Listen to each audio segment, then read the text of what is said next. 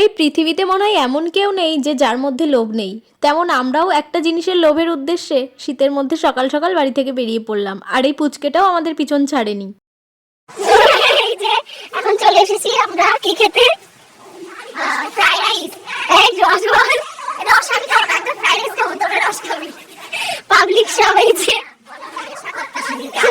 তুই দেখ করবি, দাঁড়াও এই বাচ্চা নিচে দাঁড়াও, বের করো। আর এটাই আমাদের লোভের কারণ।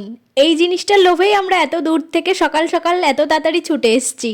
কালকে রাত্রে মেশো ফোন করে বলল, আমাদের বাড়ির গাছ কেটেছি, খেজুরের অনেক রস হচ্ছে, তোরা আয় এসে খেয়ে যা। আর আমরা সেটা শুনে আর লোভ না সামলাতে পেরে তাড়াতাড়ি করে চলে গেলাম, কারণ কত বছর খাইনি তার কোনো ঠিক নেই। আর এখানে আমার বর আর মেশো ফটো তোলার জন্য এগুলো করছিল। খেজুরের রস খাওয়ার পরে আমাদের জন্য চলে আসলো গরম গরম নিমকি। আমরা বনগা থেকে বাগদা চলে এসেছি শুধু রস খাওয়ার জন্য। শুধু রস খেয়ে ফিরে যাব সেটা তো আর হয় না, তাই মাসি আবার একটা ছোট্ট পিকনিকের আয়োজন করেছে।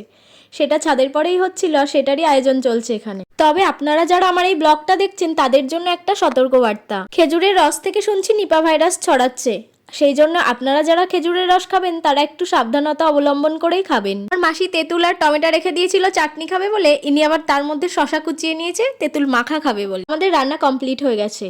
সবাই মিলে একসঙ্গে খেতে বসার আনন্দটাই আলাদা না? তাও যদি এরকম শীতকালের দিন ছাদের পরে হয়। আমার মাসি আর বনু আমাদেরকে টাটা করতে এসছে রাস্তায়। আমরা সবাই মিলে রওনা দিয়ে দিয়েছি বাড়ির উদ্দেশ্যে। বাড়ি আসতে না আসতেই দেখি ইনাদের এত ঠান্ডা লেগেছে, ইন্ডা আগুন পোয়াতে বসে পড়েছে।